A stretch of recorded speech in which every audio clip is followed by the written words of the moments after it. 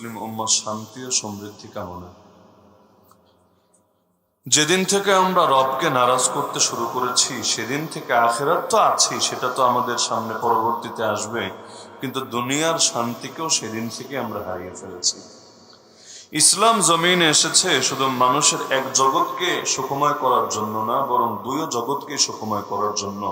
রবই তো দোয়া শিখিয়েছেন, রব্বানা আতিনা ফিদ দুনিয়া হাসানা ওয়া ফিল আখিরাতি হাসানা ওয়া কিনা আযাবান নার। হে আমাদের রব, দুনিয়া তো আমাদেরকে কল্যাণ দেন, আখিরাতেও কল্যাণ দিয়েন, আর আমাদেরকে জাহান্নামের আযাব থেকে আপনি রক্ষা করেন। তো জমিনের মধ্যে ইসলাম এসেছেই শান্তি নিয়ে, শান্তির বার্তা নিয়ে। যেখানে ইসলাম ঢুকেছে শান্তি সহই ঢুকেছে, যেখান থেকে ইসলাম মাইনাস হয়েছে সেখান থেকে শান্তিও চিরতরে মাইনাস হয়ে গিয়েছে। ইসলাম ছাড়া কেউ কোথাও সুখ পায় নাই, পাওয়া সম্ভব না, কারণ সুখের মালিককে আমাদের মালিক যেমনি ভাবে আল্লাহ, রিজিকের মালিক যেমনি ভাবে আল্লাহ, হায়াত মওতের মালিক যেমনি ভাবে আল্লাহ, তো শান্তি সুখ সমৃদ্ধি এগুলোর মালিকও আল্লাহ, এগুলোও রিজিক। রিজিক মানে শুধু খাবার না, রিজিক মানে শুধু কাপড় না, রিজিক মানে শুধু থাকার জায়গা না। একটা জীবন চলতে যা কিছু লাগে সবগুলোকে রিজিক বলে। তো এই রিজিকের মধ্যে এটাও অন্তর্ভুক্ত যে জমিনের মধ্যে রব সুখ দিবেন, শান্তি দিবেন, আর রব তো দিতেই চান তার বান্দাকে। ওমা রব্বুকা বিযাল্লামিল লিল আবিদ, কোরআন জানিয়ে দিচ্ছে তোমার রব বান্দাদের উপর জুলুমকারী না, কিন্তু আল্লাহ কিছু শর্ত দিয়ে দিয়েছেন। শর্ত যদি পাওয়া যায় তবেই মনিব তার পরিপূর্ণ প্রতিফল দিয়ে দেয়। শর্ত যদি না পাওয়া যায়, দুনিয়ার লোকই তো দেয় না, দেওয়ার কথাও না। ইযা ফাতা শর্ত ফাতাল মাশরুত। তো রব কিছু শর্ত লাগিয়ে দিয়েছেন, যেমন তিনি বলেন, ওয়ালাউ আন্না আহলাল কুরা আমানু ওয়াত্তাকাউ লাফাতাহনা আলাইহিম বারাকাতিম মিনাস সামাই ওয়াল আরদ। জনপদবাসীরা যদি ঈমান এবং তাকওয়াকে আঁকড়ে ধরতো, ঈমান এক নম্বরে, তাকওয়া দুই নম্বরে, আল্লাহ বলেন আসমান আর জমিনের বরকতের সব কয়টা দরজা খুলে দিতাম তাদের জন্য। অপরদিকে বান্দা যখন ঈমান আর তাকওয়ার পথ ছেড়ে পাপের পথ ধরবে, কোরআন জানিয়ে দিচ্ছে, ওমা আসাবাকুম মিন মুসিবাহ ফাবিমা কাসাবাত আইদিকুম। তোমাদেরকে যত বিপদ আক্রান্ত করে ব্যক্তি জীবনে, পারিবারিক জীবনে, সামাজিক জীবনে, রাষ্ট্রীয় ক্ষেত্রে, আন্তর্জাতিক পরিমণ্ডলে যত মুসিবত তোমাদেরকে আক্রান্ত করে, এগুলো তোমাদের হাতের কামাইয়ের কারণে হয়ে থাকে। হ্যাঁ, আল্লাহ সব পাপের জন্য ধরে না, ওয়াফু আন কাসীর। আল্লাহ বলে দিচ্ছেন অধিকাংশ পাপকে তিনি মাফ করে দেন। সবগুলোর জন্য যদি ধরতেন তাহলে আজও পর্যন্ত পৃথিবীর বুকে মানব জাতির অস্তিত্বই খুঁজে পাওয়া যেত। আল্লাহ অধিকাংশগুলোর জন্য ধরে না, মাঝে মধ্যে টুকটাক একটা দুটোর জন্য ধরে, তো পুরো ধরে না। আসল ধরা তো জাহান্নামের জন্য, বিচার দিবসের জন্য রেখেই দিয়েছে। আল্লাহ বলেন, ওয়ালানুযীকান্নাহুম মিনাল আযাবিল আদনা দুনাল আযাবিল আকবার।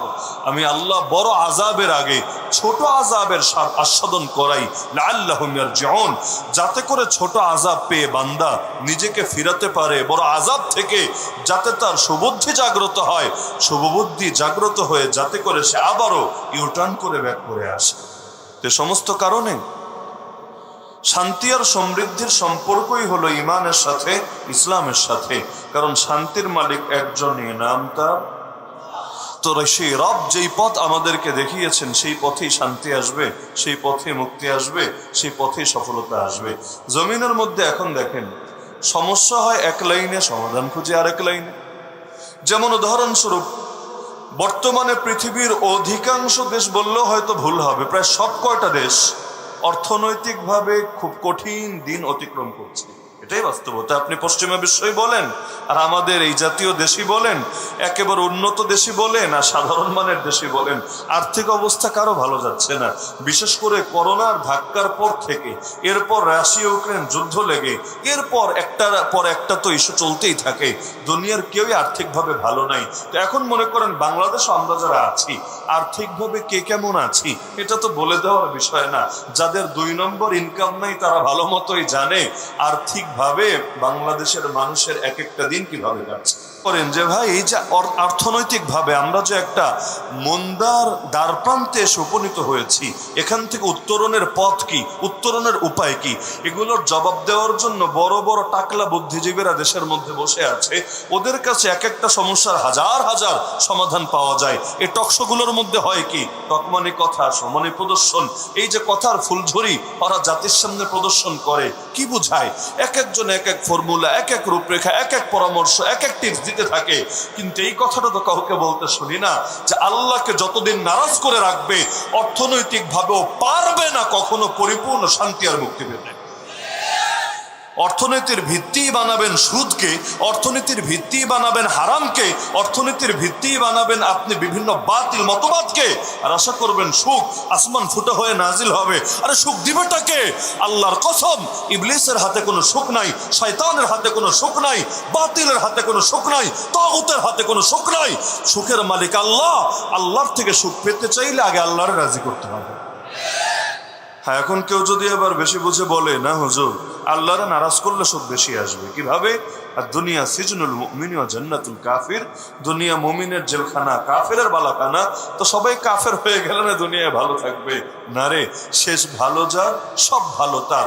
রব্বুল আলামিন কাফেরদেরকে একটু ঢিল দেন, একটু ছাড় দেন, যেমন কারুনকেও দিয়েছিলেন। এক কারুনকে যেই পরিমাণ মাল দিয়েছে, এটা আমাদের পুরো বিবারিয়া সবার মাল জমা করলেও তো এর সমতুল্য হবে না। তো এই যে কারুনকে রব্বুল আলামিন এত মাল দিলেন, সফল তো হতে পারলো না। শুরুতে তাকে দেখে লোকে আফসোস করতো, কোরআনে আছে ফাখারাজা আলা কওমিহি ফি জিনাতি, উৎসবের দিন সে যখন জাতির সামনে ভাব নিয়ে একেবারে সুন্দর কাপড় চোপড় এবং তার বডিগার্ড গুলো নিয়ে সামনে আসতো, ক্বালাল্লাযীনা ইউরিদুনাল হায়াতাদ দুনিয়া, দুনিয়া চায় যারা, আর দুনিয়া চায় না কে রে ভাই? দুনিয়া চায় যারা, তারা বলতে শুরু করে দিত ইয়া লাইতা লানা মিসলা মা উতিয়া কারুন, হায় আমাদেরও যদি ওই পরিমাণ মাল থাকতো যেটা কারুন পেয়েছে। ইন্নাহু লাযু হাজ্জিন আযীম, সে বড় কপালওয়ালা, বড় সৌভাগ্যের অধিকারী। কিন্তু কারুন যখন ধরা খেলো, কেমন ধরা সবাই জানেন, ফাখাসাফনা বিহি ওয়া বিদারিহিল আরদ, আল্লাহ বলেন আমি ওকে ওর বাড়ি সহ ধসিয়ে দিলাম। তাহলে ব্যক্তি না, ওর বাড়ি সহ, ওর রাজপ্রাসাদ অট্টালিকা সহ মাটির নিচে ধসিয়ে দিলাম। ফামা কানা লাহু মিন ফিআতিন ইয়ানসুরুনাহু মিন দুনিল্লাহ, তার আর কোনো বাহিনী ছিল না যারা তাকে আল্লাহর মোকাবিলায় গিয়ে সাহায্য করবে। কারণ আল্লাহ যখন ধরেন, দুনিয়ার কারো ক্ষমতা নাই আল্লাহর পাকড়াও থেকে তাকে এনে মুক্ত করবে। যেমন আল্লাহ নবী সাল্লাল্লাহু আলাইহি সাল্লাম সারা জীবনে একজন মাত্র কাফেরকে নিজের হাতে মেরেছিলেন। ইতিহাস যদি পড়েন কথাটা জানা থাকার কথা। নবী যুদ্ধ করেছেন অনেক, ঠিক আছে, 27টা যুদ্ধ, যার মধ্যে 9টায় একেবারে যুদ্ধ সংঘটিত হয়েছে, বাকিগুলোতে লড়াই লাগে নাই। গিয়েছেন ময়দানে, লড়াই লাগে নাই, দুশমন এমনি লেজ গুটিয়ে পালিয়েছে ভয়ে, কারণ নবীর সামনাসামনি দাঁড়াবে ওই হিম্মতি আর হয় নাই। তো যদিও দেখা যাচ্ছে তালিকায় 9টা যুদ্ধ, কিন্তু আল্লাহর নবী নিজের হাতে সারা জীবনে মাত্র মেরেছেন কয়জনকে? একজন। তো কোনজন জানেন? সেই জালেম। আল্লাহ নবী যখন মক্কায় ছিলেন, ওই সময় সে এসে একদিন টিটকারি করে বলছে, আরে মোহাম্মদ, আমি আমার ঘোড়াকে ডেইলি বিপুল পরিমাণ খাবার খাওয়াই, কেন জানিস? এই ঘোড়ার পিঠে চড়ে একদিন এসে তোর মাথাটাকেই দেহ থেকে আলাদা করে দেবো জন্য। একেবারে সাহাবীদের সামনে কুরাইশের এক নেতা এসে ডায়লগ মারলো এভাবে প্রকাশ্যে। আল্লাহ নবী সাল্লাল্লাহু আলাইহি ওয়াসাল্লাম ঠান্ডা মাথায়, উত্তেজিত না, কোনো ধরনের আলাদা কিছুর বহিঃপ্রকাশও না, স্বাভাবিক একদম ঠান্ডা মাথায় বললেন একটা বাক্য, সির্ফ একটা বাক্য। তবে নবীর বাক্য তো বোঝেন, আসমান জমিন সবগুলোর উপরেই যদি নবীর একটা বাক্য রাখেন, ওই এক বাক্যের ওয়েট নেওয়ার ক্ষমতা কারো নাই। মাজ্জাকাল্লাহু মুলকা, এই পারস্য ধ্বংস হয়েছে নবীর খালি এক বাক্যের বদদোয়া, এক বাক্যের, বেশি কিছু না। নবী চিঠি পাঠিয়েছিলেন, কিন্তু পারস্য সম্রাট চিঠিটাকে ছিঁড়ে টুকরা টুকরা করে ফেলেছে। অপরাধ কি? আরে চিঠি তো আগে পড়বে, পরে গ্রহণ করবে কি করবে না ভিন্ন আলাপ, কিন্তু চিঠি যখন সামনে এসেছে, চিঠির ভাষ্য ছিল এভাবে, আল্লাহ নবীর চিঠির নিয়মে ছিল এটা, প্রথমে থাকতো বিসমিল্লাহির রহমানির রহিম, এরপর থাকতো মিন মুহাম্মাদিন রাসূলিল্লাহ, আল্লাহ রাসূল মুহাম্মদ সাল্লাল্লাহু আলাইহি ওয়াসাল্লামের পক্ষ থেকে প্রেরিত, মানে প্রেরকের নাম আগে, এরপর থাকতো প্রাপকের নাম, মানে যার কাছে চিঠিটা পাঠানো হচ্ছে। তো নবী যেহেতু পাঠিয়েছেন পারস্যের বাদশাকে, পারস্য বুঝেন, তৎকালীন সময় পারস্য মানে ইরাক, ইরান এবং আশপাশের আরো বিপুল অঞ্চল নিয়ে গঠিত এক রাজ্য, যেটা আজকের দুনিয়া দেখে আপনি বুঝতে পারবেন না। তো পারস্য সম্রাট ওই সময় দুনিয়ার এক সুপার পাওয়ার বাদশাহ। আজকে যেমন সুপার পাওয়ার বললে আমেরিকার নাম আসে সবার আগে আপনার মাথায়, তারপর রাশিয়া, চায়নার নামগুলো আসে আপনার মাথায়। তো ওই জামানায় সুপার পাওয়ার বললে লোকে দুইটা দেশকে চিনত, একটার নাম রোম আর একটার নাম পারস্য। একটার নাম রোম আর একটার নাম পারস্য। তো সেই পারস্য সম্রাটকে নবী চিঠি পাঠাচ্ছেন, কিন্তু নিজের নামটা লিখলেন আগে, মিন মুহাম্মাদিন রাসূলিল্লাহ, আর বাদশার নাম লিখলেন পরে, ইলা কিসরা আজিমি ফারিস সালামুন আলা মান ইত্তাবাল হুদা।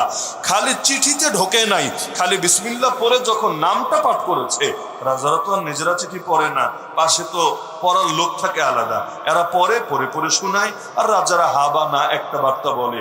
তো যখন খালি পড়েছে যে মিন মুহাম্মাদিন রাসূলিল্লাহ আগে আর ইলা কিসরা আজিমি ফারিস পরে, সঙ্গে সঙ্গে চিঠিটা নিয়ে ছিঁড়ে টুকরা টুকরা করে ফেলেছে। কিসের জন্য? যে আরবের কোথাকার কোন মরুভূমির বেদুইন নিজেকে আমার চাইতে বড় ভেবেছে, যে সে তার নাম লিখেছে আগে, অথচ তারে চেনে তাকে। আরে পাগলে ভেবেছে ও চেনে না, এজন্য মনে হয় কেউ চেনে না। আরে যাকে চেনে আসমান থেকে জমিন থেকে শুরু করে সকলে, আরে যাকে মূল্যায়ন করে রব নিজে, তাকে ওর মতো রাজা বাদশাহ সম্মান করলেই কি আর না করলেই কি। যারা আল্লাহ সম্মান দেয় তারা গায়রুল্লাহ সম্মান লাগে নাকি? আল্লাহ সম্মানের চাইতে বড় সম্মান হতে পারে নাকি? যেমন এই মাদ্রাসার ছোট ছোট তালিবুল ইলম, দুনিয়ার চোখে তারা মূল্যহীন হতে পারে, 2 পয়সার নাস্তিক বেঈমানরা তাদেরকে নিয়ে টিটকারি মারতে পারে, কিন্তু এই 2 পয়সার নাস্তিকরা চিনুক বা না চিনুক, গর্তের পিঁপড়া থেকে শুরু করে সমুদ্রের মাছ পর্যন্ত প্রতিটা জীবজন্তু তাদেরকে খালি চেনেই না, তাদের জন্য রবের কাছে নিয়মিত দোয়া করে। বলবেন কিভাবে জানলেন? বিজ্ঞান পড়ে জেনেছেন? না, ওই বিজ্ঞান পড়ে জানা লাগবে না। বিজ্ঞানের তথ্য যতটা মানি, আল্লাহর নবীর জবান থেকে যে সত্য উচ্চারিত হয়েছে আল্লাহর কসম তার চাইতে বেশি মানি।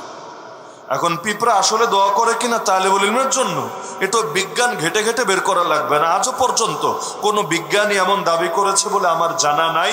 যদি করে তাতেও কিচ্ছু আসে যায় না, যদি না করে তাতেও কিচ্ছু আসে যায় না। সব বিজ্ঞানের স্রষ্টা যিনি, তিনি যখন জানিয়েছেন তার হাবিবকে, এর চাইতে বড় সার্টিফিকেট আমাদের কিছু লাগবে না। এমনকি আসমানের ফেরেশতা পর্যন্ত ডানা বিছিয়ে দেয় এই তালিবুল ইলমদের সম্মানে। তো দুনিয়ার লোকেরা দাম দিলেই কি আসে যায়, না দিলেই কি আসে যায়? যারে দাম দেয় আসমানের ফেরেশতারা নিজেরা, তাদের এই দুনিয়ার 2 পয়সার নাস্তিকদের দেওয়া দাম লাগে না। অনেক সময় দেখবেন কোন এলাকায় যদি এমন কেউ থাকে যার লিঙ্ক একেবারে গোড়ায়, মানে একেবারে কেন্দ্রীয় কারোর সাথে তার লিঙ্ক, তাহলে দেখবেন আঞ্চলিক অনেক বড় বড় নেতারাও সে গণে না, হয় না অনেক সময়? কেন? কারণ তার এত ঊর্ধ্বে তার পাওয়ার। যেমন ধরেন, এই উদাহরণ বুঝতে ঝামেলা হলে অন্য উদাহরণে আসেন। বাংলাদেশে এমন কিছু লোক আছে যাদের একেবারে হট লিঙ্ক আছে আমেরিকার সাথে, হট লিঙ্ক আছে ইসরায়েলের সাথে, হট লিঙ্ক আছে দিল্লির সাথে। এমন লোক নাই? একেবারে ডাইরেক্ট কানেকশন, নিয়মিত যোগাযোগ। এইরকম লোকদেরকে এই রাষ্ট্রের বড় বড় হর্তাকর্তারা অনেক সময় ভয় করেছে। তারা প্রকাশ্যে এমন অনেক কাজও করে, এমন অনেক কথাও বলে যেটা দায়িত্বশীলদের পছন্দ হয় না, কিন্তু তেমন কিছু বলার থাকে না। কারণ শিকড় যার যত বেশি মজবুত, এই জমিনে তার শরীর তত বেশি গরম। তো এই আলেম ওলামা, এই তালিবুল ইলমদের সম্পর্ক কার সাথে? সব বড়র বড় যিনি তার সাথে। আল্লাহু আকবার মানেই তো এটা। আল্লাহ হলেন সবচাইতে বড়। তো সবচাইতে বড়র সাথে যার সম্পর্ক, তার দুনিয়ার চোখে যারা বাহ্যিকভাবে বড়, যদি আগামী দিনে হয়তো জাহান্নামের কীটে পরিণত হবে, ওই সমস্ত মানুষদের মূল্যায়ন বা অবমূল্যায়নে কোনো কিছু আসে যায়? যাকে মূল্যায়ন করেন আল্লাহ, এটাই তার জন্য যথেষ্ট ইনশাআল্লাহ। কুরআন মাজিদ সূরা জুমার আয়াত নম্বর 52 আল্লাহ নিজে প্রশ্ন ছুড়েছেন, আলাইসাল্লাহু বিকাফিন আবদা, বান্দা বল দেখি, আল্লাহ কি তার বান্দার জন্য যথেষ্ট না? আল্লাহ প্রশ্ন করছে, বান্দা তুই বল, আল্লাহ কি তার বান্দার জন্য যথেষ্ট না? যদি যথেষ্ট হয়, আয়াতের পরবর্তী অংশ, ওয়ায়ুখাউফুনাকা বিল্লাযীনা মিন দুনি, ওরা তোকে আল্লাহ ছাড়া অন্যদের ভয় দেখায়। আরে এটা কেমন কথা? যথেষ্ট যদি আল্লাহই হয়, হাসবুনাল্লাহু ওয়া নি'মাল ওয়াকিল, নি'মাল মাওলা ওয়া নি'মান নাসির, তাহলে অন্যদের ভয় লোকে আবার কিভাবে দেখায়? তো যে প্রসঙ্গে বলছিলাম যে রব্বুল আলামিন এই ঈমান আর ইসলামের সাথে সবকিছু যে জুড়ে দিয়েছেন ওটা বোঝাতে গিয়ে একটা উদাহরণে গিয়ে ঢুকেছিলাম যে আল্লাহ রাসূল সাল্লাল্লাহু আলাইহি সাল্লাম তার নামটা আগে লিখেছেন, বাদশার নাম পরে লিখেছেন। এজন্য বাদশা চিঠি ছিঁড়ে টুকরা টুকরা করে ফেলেছে। আল্লাহ নবীর কানে যখন এই আওয়াজ এসেছে, নবী সিরেফ একটা বাক্য বলেছেন, বেশি কিছু না, এক বাক্য, মাজ্জাকাল্লাহু মুলকা, আল্লাহ ওর রাজ্যকেই ছিঁড়ে টুকরা টুকরা করে দেখ। ও ছিঁড়েছে আমার চিঠি, আল্লাহ ছিঁড়ে ফেলুক ওর রাজ্য। নবীর দোয়ার পাওয়ার দেখেন। আজকে কত? 1445 হিজরি। আল্লাহ রাসূল রফত কবে? 11 হিজরি। মাঝখানে গ্যাপ কত বছরের? 1434 বছর। তাহলে এই যে এত লম্বা একটা গ্যাপ, তাহলে প্রায় 1500 বছরের কাছাকাছি সেই নবীর জামানা থেকে আজও পর্যন্ত পারস্য আর জোড়া লাগে নাই, কিয়ামত পর্যন্ত লাগবেও না। দুনিয়ায় বহু দেশ মিলে আবার আলাদা হয়, আবার জোরে, আবার ভাগ হয়, আবার ঐক্য হয়, আবার অনৈক্য হয়, কিন্তু পারস্য সেই যে ভাঙা ভেঙেছে, ইরাক ইরানরা মিরান করলে একসাথে, অথবা ওই সময় পারস্যের অধীনে আরো যা কিছু ছিল সবগুলোরে বসান একসাথে, দেখেন পারেন কিনা? পারবেন না। কারণ নবীজির বদদোয়া যার উপর গিয়ে লাগে সে আর কখনোই ঘুরে দাঁড়াতে পারে না। তো যেমনি ভাবে ওর উপরে বদদোয়া লাগলো, একইভাবে নবীরে এসে, মনে আছে তো ঘটনা, নবীরে এসে বলেছিল যে তোমারে মেরে ফেলবো এই ঘোড়ায় চড়ে। আল্লাহ নবী একটা বাক্য বলেছেন শুধু, লা, না রে, বরং আমি নবী তোরে মারবো ইনশাআল্লাহ। কত সাদামাঠা বাক্য, অত হুমকি ধমকি, একেবারে হ্যাঙ্কারেঙ্গা ত্যাঙ্কারেঙ্গা, এত কিছু না। লা মানি না, বাল মানি বরং, আক্তুলুকা আমি নবী তোরে মারবো ইনশাআল্লাহ, যদি চান আল্লাহ। কথা শেষ। সেটা শুনে হেসে দিয়েছে। আরে বলে কি মুহাম্মাদে? কারণ মক্কার যুগের কথা, নবীর তো কোনো ক্ষমতা নাই, কোনো শক্তি নাই, কোনো বাহিনী নাই। নবীর তো এখানে ওদের সাথে লড়াইয়ের অনুমতি পর্যন্ত নাই। কারণ মক্কার জামানায় জিহাদ করবে দূরের কথা, জিহাদের অনুমতিও তো ছিল না। মক্কায় আদেশ হলো খালি সবর করো, মায়ের খাও, ক্ষমা করো, অপরাধ মার্জনা করো, কিচ্ছু বইলো না। ব্যাস এভাবেই তোমরা চলতে থাকো যতদিন না আল্লাহর আদেশ আসে। তো আপনারা পরবর্তী ইতিহাস পড়লে দেখবেন, ওই যে বলেছিলাম নবী তার জীবনে একজনকে মেরেছে, ওই একজন হলো এই লোকটাই। ময়দান এসেছে আল্লাহ নবীকে মারবে বলে, লম্বা ঘটনায় যাচ্ছি না। পুরো মাথা থেকে পা সবকিছু লোহায় আবৃত রেখেছে। মাথায় লোহার হেলমেট, শিরস্ত্রাণ, গায়ের মধ্যে লোহার বর্ম, এগুলো গা দিয়ে এসেছে। শুধু তার গলার দিকে সামান্য জায়গা ফাঁকা রেখেছে, শ্বাস প্রশ্বাসটা যাতে করতে পারে, কারণ সব লোক হয়ে গেলে শ্বাস করবে কিভাবে। তো একটু স্বাভাবিক চলাফেরার জন্য সামান্য ছিদ্র, যেটা দিয়ে বড়সড় আঘাত হানা সম্ভব না। তো এখন এগুলো পরে তার ঘোড়ায় চড়ে নবীর দিকে আসছে। সাহাবীরা বলছে, ইয়া রাসূলুল্লাহ, আলামত তো ভালো মনে হচ্ছে না, আমাদেরকে অনুমতি দেন, আমরা ওরে চরম একটা শিক্ষা দিয়ে আসি। নবী বললেন, তোমরা সরে যাও, কথা তো আমি দিয়েছিলাম, তোমরা ইন্টারফেয়ার করো না। আমার হাতে ছোট সাইজের একটা বর্ষা দাও, তোমরা সরে যাও। সাহাবীরা নবীর হাতে ছোট বর্ষা দিলেন, তারা সরে গেলেন।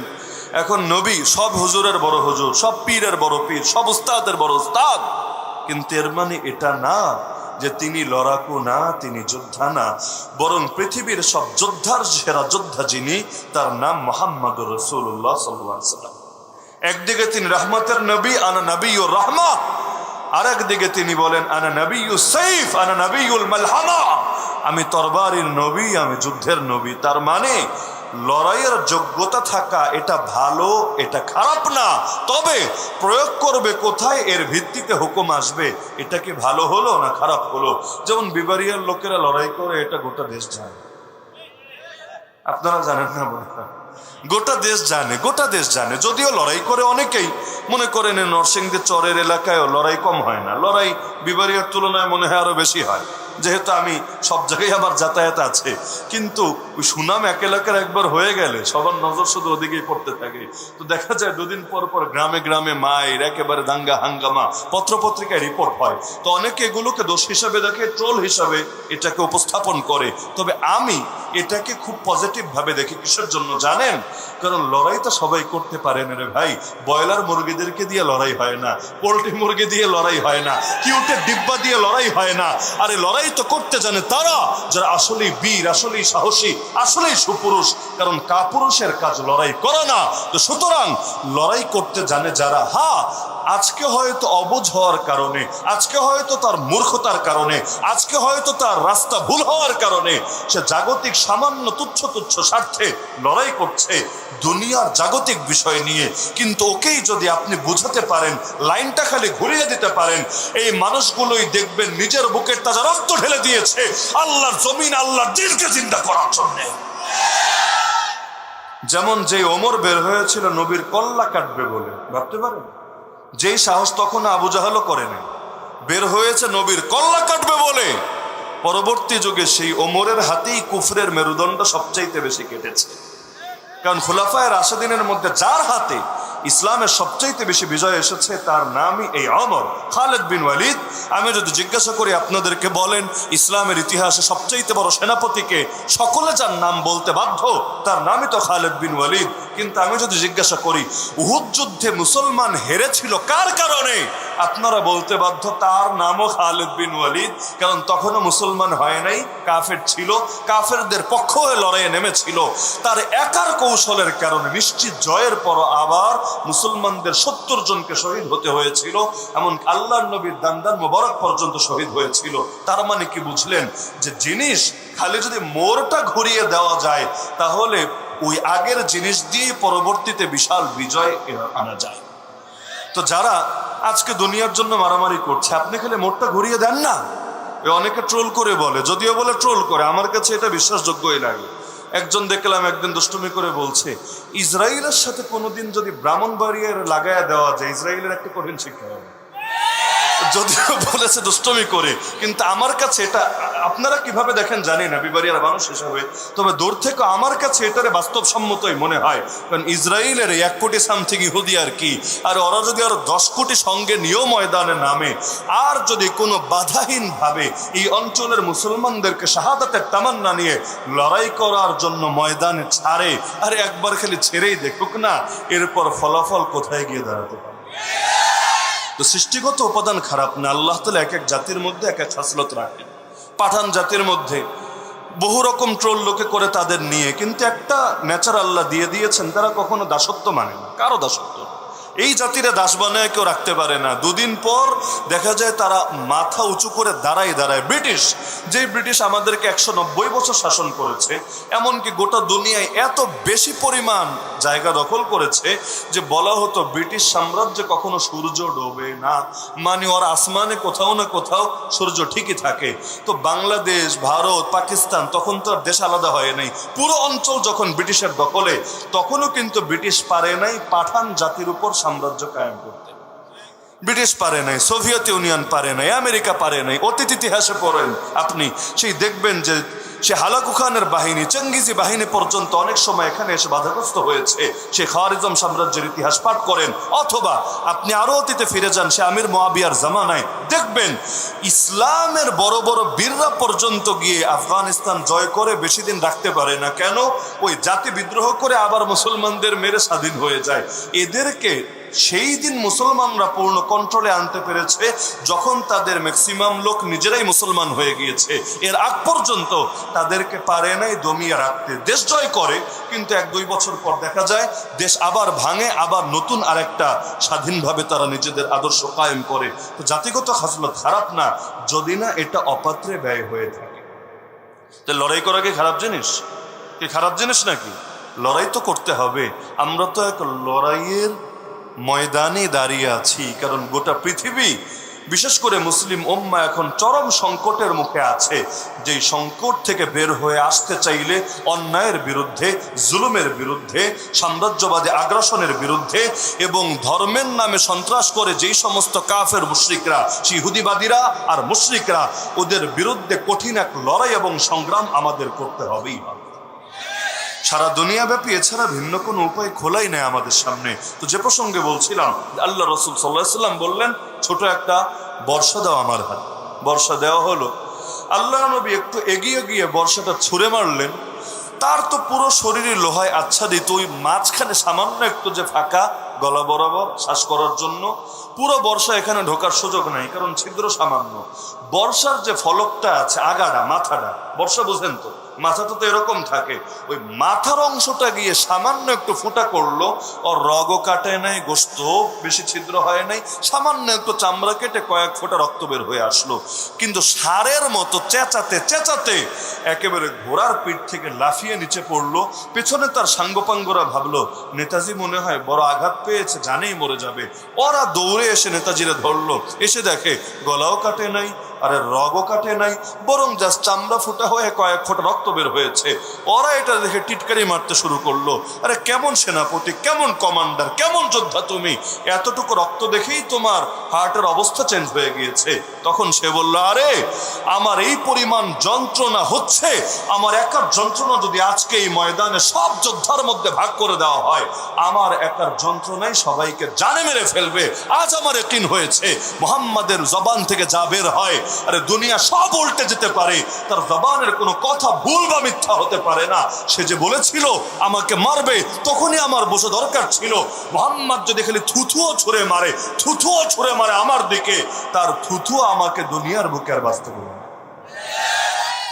তো বিষয়টা তো এমনই। তো আল্লাহ রাসূল সাল্লাল্লাহু আলাইহি ওয়াসাল্লামের জবান থেকে যা বের হয়, এটা নিয়ে সন্দেহ সংশয়ের অবকাশ থাকে না। সন্দেহ বিজ্ঞান নিয়ে কয়েকটা অংশই দাঁড়িয়ে আছে ধারণার উপর। বিজ্ঞান মানেই যে এটা চূড়ান্ত কথা, বিজ্ঞান মানেই যে সুপ্রতিষ্ঠিত সত্য, বিষয়টা এমন না।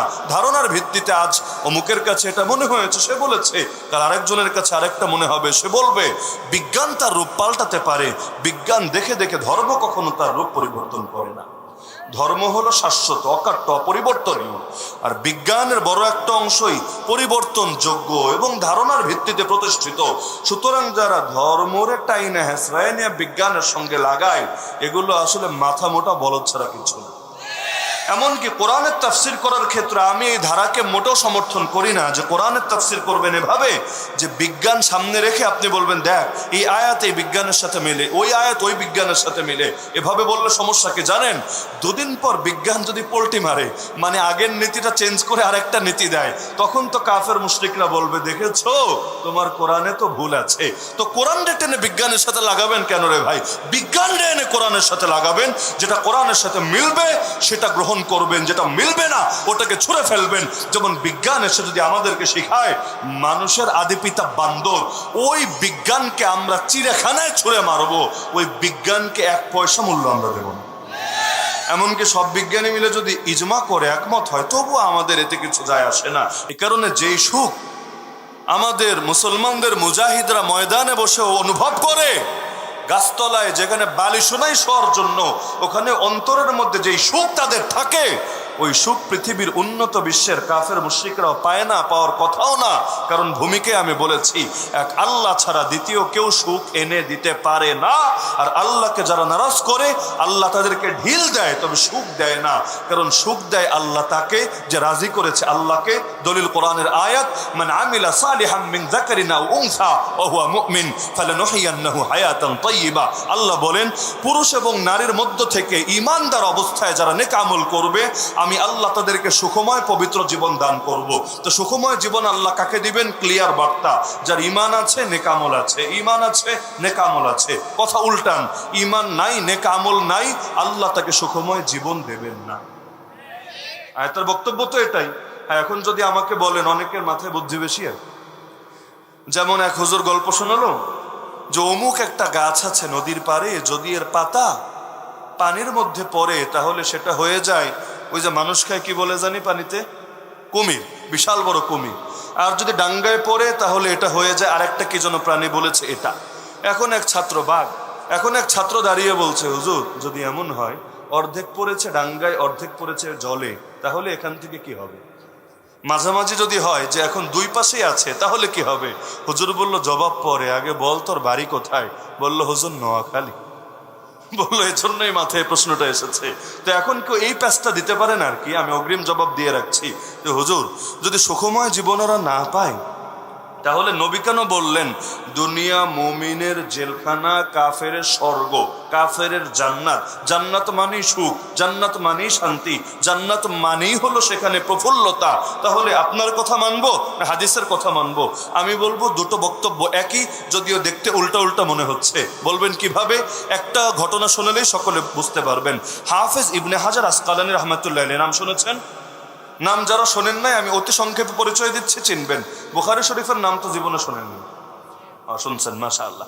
বুখারী শরীফের দুনিয়ার মধ্যে সবচাইতে প্রসিদ্ধ ব্যাখ্যা গ্রন্থ যেটা, সেটার নাম হলো ফাতহুল বারি। কি নাম? ফাতহুল বারি। এই ফাতহুল বারি চেনে না এমন লোক ইলমি অঙ্গনে একজনও খুঁজে পাবেন না। এই ফাতহুল বারি যিনি লিখেছেন তার নামই ইমাম ইবনু হাজার আসকালানী। ইমাম ইবনু হাজার আসকালানী। ইমাম বুখারী রাহমাতুল্লাহ আলাইহির মৃত্যু হলো 256 হিজরিতে, আর হলো 1445। 256 হিজরিতে।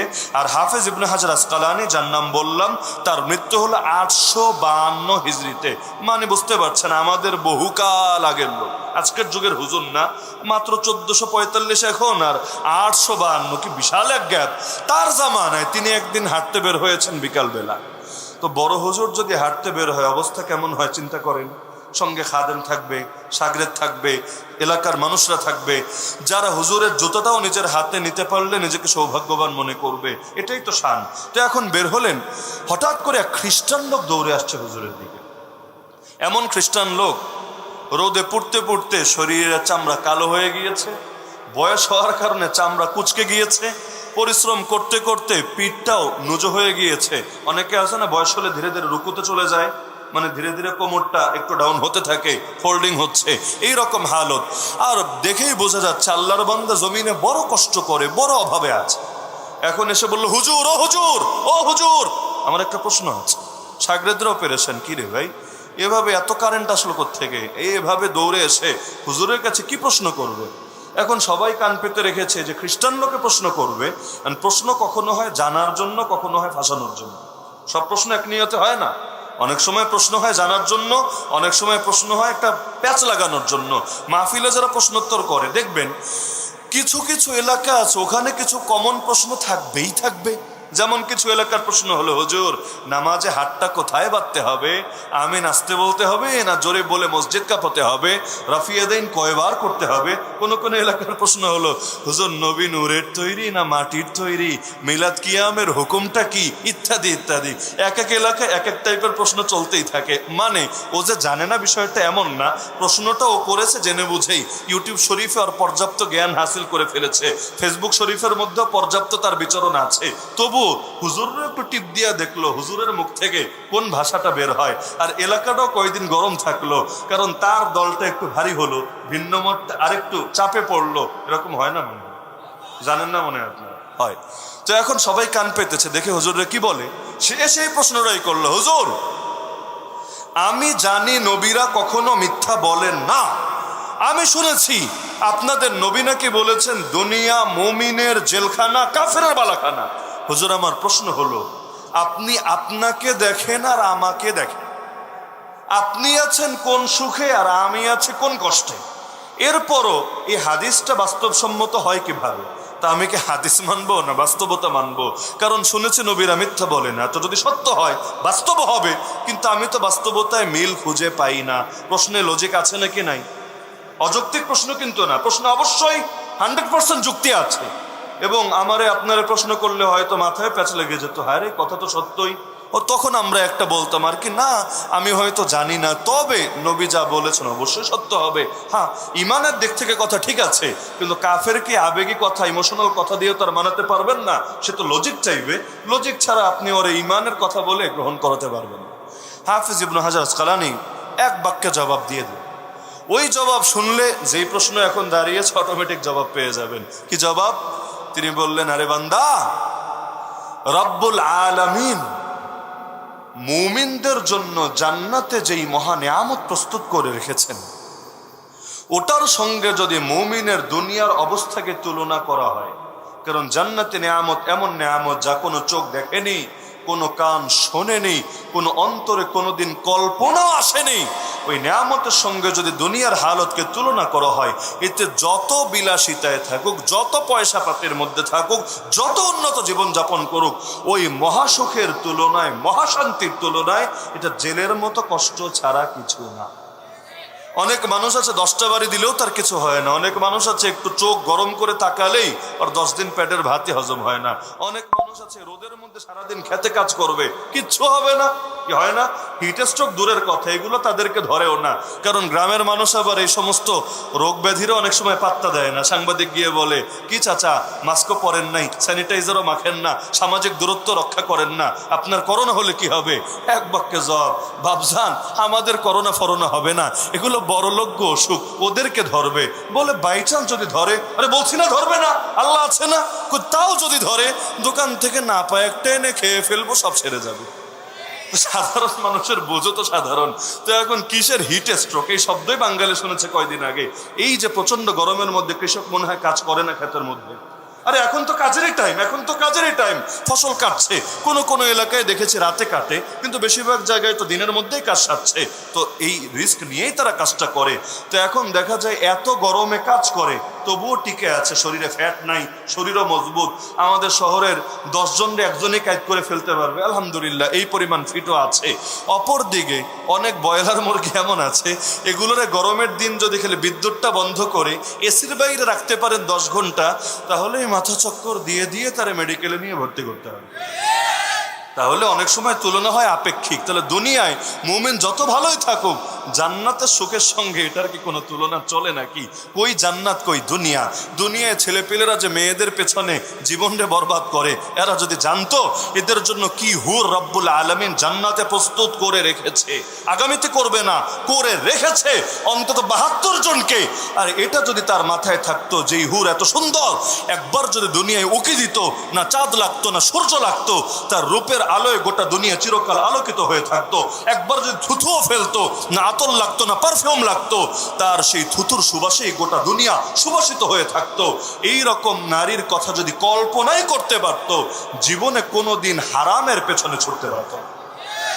তো সেই মহাসুখের সঙ্গে তুলনা করলে দুনিয়ার জীবন জেলখানার মতো। আর কাফের, রব্বুল আলামিন তার জন্য যেই ভয়াবহ, যন্ত্রণাদায়ক, বিভীষিকাময় আযাব প্রস্তুত করে রেখেছেন, তার সঙ্গে দুনিয়ার হালত তুলনা করলে যত ভালো থাকুক না কেন, ওটার সঙ্গে তুলনা করলে মানে যত খারাপই থাকুক, যত অভাবে থাকুক, যত কষ্ট করুক, তবুও জান্নাতের মতো সুখ ছাড়া কিছু না।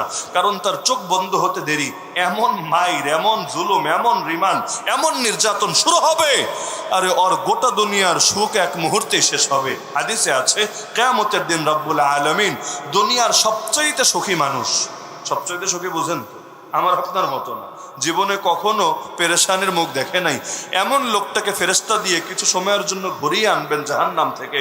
এরপর কিয়ামতের ময়দানে দাঁড় করিয়ে বলবে, কিরে বান্দা, তুই নাকি দুনিয়ার সবচাইতে বেশি সুখী মানুষ? সে বলবে, আল্লাহ তোমার ইজ্জতের কসম করে বলি, তোমার জাতে পাকের কসম করে বলি, সুখ কি জিনিস তাই তো আমার মনে নাই। তো কোন সেই আযাব যা চিরকালের সুখকে এক মুহূর্তে ভুলিয়ে দেয়। সুতরাং হাদিস আপন জায়গায় ঠিক আছে, তবে এটা পরবর্তী পরিণতির বিবেচনায় তো মুমিন দুনিয়া যত সুখে থাকুক, আখিরাতের সঙ্গে তুলনা করলে বড় কষ্ট। আর কাফের দুনিয়া যত কষ্টে থাকুক, ওর আখিরাতের সঙ্গে তুলনা করলে বড় মজায় আছে, বড় মাস্তিতে আছে। কারণ চোখ যখন বন্ধ হবে, এমন আযাব সজু হবে যে আযাব যদি একটুও জমিনে পাঠানো হতো, জমিনে আর সবুজ বলতে কিছু থাকতো না, জ্বলে পুড়ে সব ছাই হয়ে যেত। তো যে শিরোনাম দিয়েছে মুসলিম উম্মাহ শান্তি ও সমৃদ্ধি কামনা, আমার শুরু থেকে সে সবগুলো কথার মধ্যে শান্তি আর সমৃদ্ধির বার্তা পেয়েছেন তো নাকি পান নাই? পুরো কথার মূল কথা হলো ইসলাম এবং ঈমান যখন আসবে, শান্তি নিয়েই আসবে। যেই ব্যক্তির মধ্যে ইসলাম আছে, যেই ব্যক্তির মধ্যে ইসলাম নাই, যে ইসলামের চর্চা করে, যে করে না, আপনি শান্তির ক্ষেত্রেও উভয়ের মধ্যে সামঞ্জস্য পাবেন না। দেখবেন পয়সা হয়তো কম, কিন্তু প্র্যাকটিসিং মুসলিমদের জীবনে আলাদা সুখ আছে। না হলে সেই আল্লাহর ওলি যে এক জামানায় বাদশাহ ছিল, বালখের বাদশাহী ছেড়ে চলে গেল জঙ্গলে, সেখানে গিয়ে আফসোস করে বলে, হায় রে, দুনিয়ার রাজা বাদশারা এই সুখ কোথায় পাবে যেই সুখ আমার রব আমাকে দিয়েছে। তো সুখ তো হাসিল করে নিতে হবে আল্লাহর কাছে। তো জাতীয়ভাবে আমরা পাপে পড়ে গিয়েছি, জাতীয়ভাবে সুদ, জাতীয় পাপ। জিনা, চোখের জিনা হোক, লজ্জাস্থানের জিনা হোক, এগুলো এখন জাতীয় পাপ। অশ্লীলতা, নোংরামি আর বিভিন্ন রকম কুপ্রথা, যেই যেমন শরীফ শরীফের দরকার আছে রে ভাই, এগুলো এই দেশে টানার, কাফের করে করুক না।